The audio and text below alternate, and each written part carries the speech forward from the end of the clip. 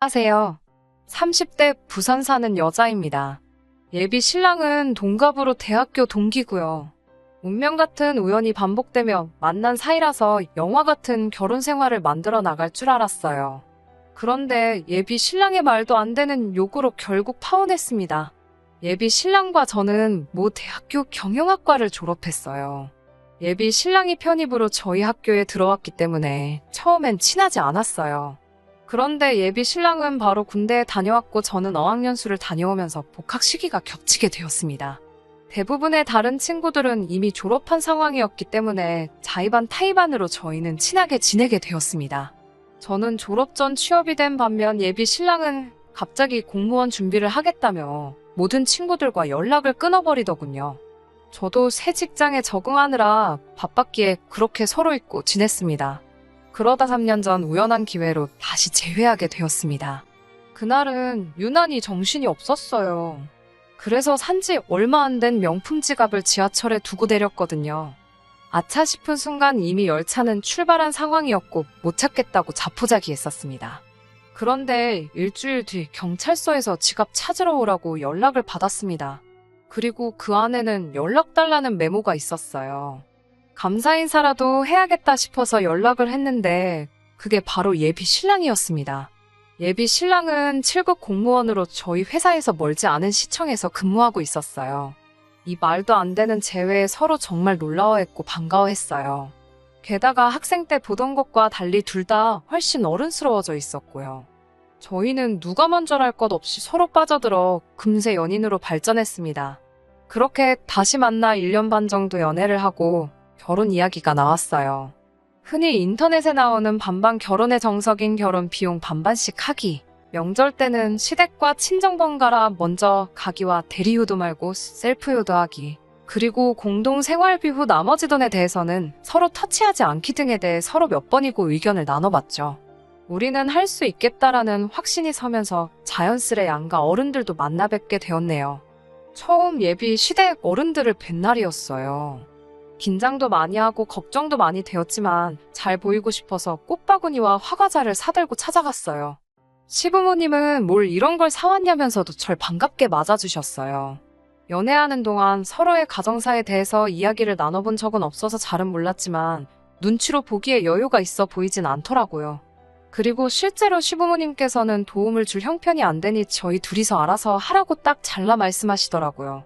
솔직히 서운한 마음이 들기는 했지만 그런 말씀을 하시는 시부모님의 가슴도 아플 거라 생각해서 예비 신랑에게 따로 티를 내지는 않았어요. 반면에 저희 부모님은 너희 둘이 모은 돈으로 찾아도 경기도 전세도 찾기 힘들지 않겠냐며 굳이 부모가 능력이 되는데 자식들이 고생하며 시작할 필요는 없다고 하시더라고요. 그러면서 서울에 작은 아파트 한 채를 사주신다고 하셨어요. 저는 부모님께 그렇게 신세를 지고 싶지는 않아서 싫다고 했는데 예비 신랑은 너무 좋다며 감사하다고 난리더라고요. 게다가 저 몰래 예비 신랑이 저희 부모님한테 연락해서는 처가집에서 집을 사주신다고 해도 제가 시댁에 할 도리는 해야 한다고 하더래요.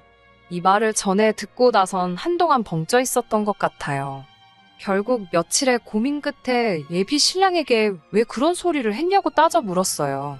그러자 예비 신랑 말이 처가에서 집 해줬다고 며느리 도리도 못하게 하실까봐 솔직히 걱정이 돼서 그랬다며 자기가 경솔했다고 사과를 하더라고요. 찜찜하기는 했지만 알겠다 하고 계속 결혼을 진행하기로 했어요. 저희 부모님의 도움으로 집 문제가 해결되고 나니 생각보다 결혼 비용이 엄청 많이 남게 되더라고요. 왜냐하면 제가 모은 돈 5천만 원에 예비 신랑이 모은 돈 5천만 원 총 1억이 있었거든요. 원래는 작은 전세방이라도 구하려고 했었는데 그 문제가 해결되었으니 신혼여행 퀄리티를 좀 높일 수 있겠다 싶었어요. 그래서 일정도 늘리고 숙소도 좀 좋은 곳으로 바꾸자고 예비 신랑에게 이야기했습니다. 그런데 예비 신랑이 업그레이드를 하지 말자고 하더라고요. 제가 왜 그러냐고 물으니까 어차피 우리 집 문제 해결되었으니까 자기가 모은 돈은 1,000만 원만 빼고 전부 다 시댁에 드리겠다는 거예요. 결혼 후에는 더 이상 시댁에 신경 쓰기가 어려우니까 장가가기 전 효도하는 셈치고 그러고 싶다고요. 그 말을 듣고 보니 일리가 있다 싶어서 그러라고 했어요. 그리고 저도 제가 모은 돈 1,000만 원만 빼고 다 친정에 드리겠다고 했어요. 친정에서 집까지 사주시는데 저도 그렇게나마 효도를 해야겠다고요. 그러자 예비 신랑이 질색을 하면서 그 돈을 다 들이면 신혼여행 퀄리티도 낮아지고 신혼집에 들어갈 가전이나 침구도 다 한 단계 낮을 걸 사야 되지 않냐면서 따지더라고요. 결혼 후 언제 어떻게 돈이 필요할지 모르는데 왜 그 돈을 다 친정에 들이냐면서요. 듣고 있는데 어이가 없어서 예비 신랑한테 자기는 그 돈 다 시댁에 드릴 거면서 나는 왜 우리 집에 못 주게 하냐고 받아쳤어요. 그러자 한다는 소리가 너네 집은 돈이 많아서 우리 집도 사줄 수 있지만 시댁은 돈이 없으니까 당연한 거 아니냐며 완전 배째란 식으로 나오더라고요. 아나무인의 내로남불이 따로 없는 그 모습에 완전 깨더라고요. 결국 그날 이후로 3일 동안 서로 아무 연락도 하지 않고 냉전 중이었어요. 생각해보면 예비 신랑은 그때도 물론 공무원 시험 준비 때문이긴 했지만 일방적으로 연락을 끊어서 제가 정말 속상했거든요.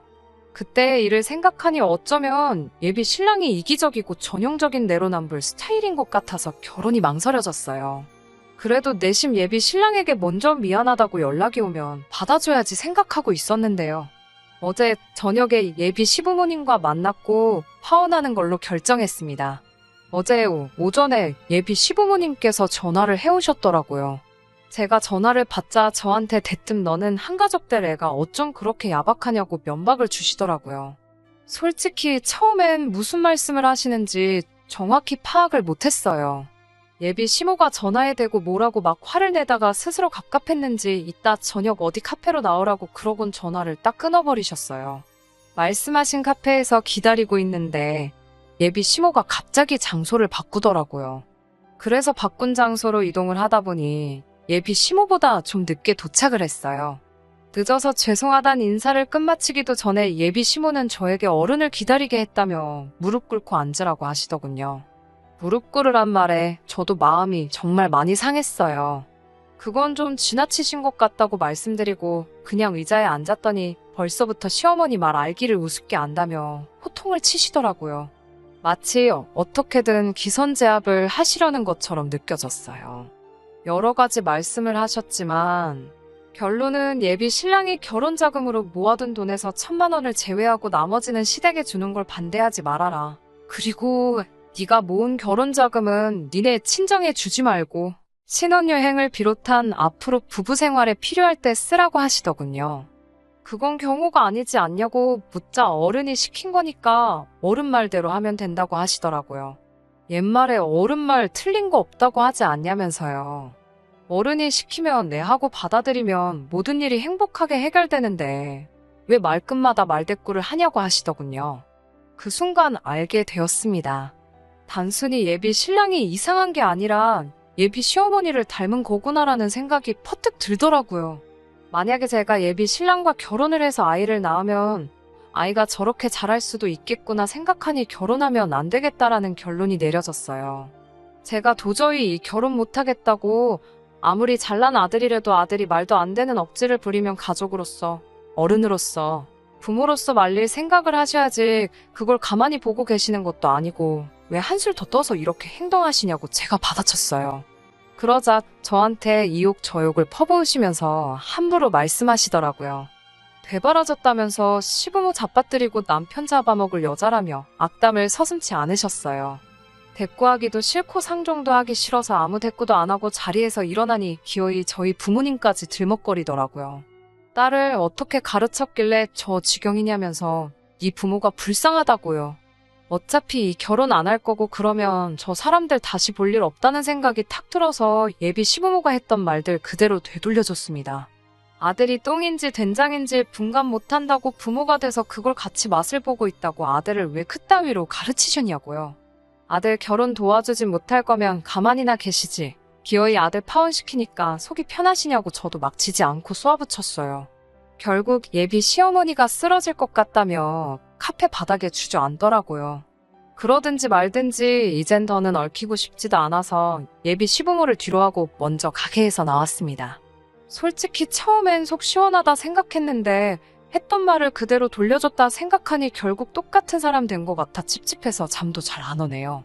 주변 사람들이 왜 파혼했냐고 물어오면 이걸 어디까지 이야기해야 하나 싶고 벌써부터 골치가 아프네요. 그래도 이혼보다는 파혼이 나으니까 그걸로 위로 삼고 술이나 한잔 해야겠습니다. 들어주셔서 감사합니다.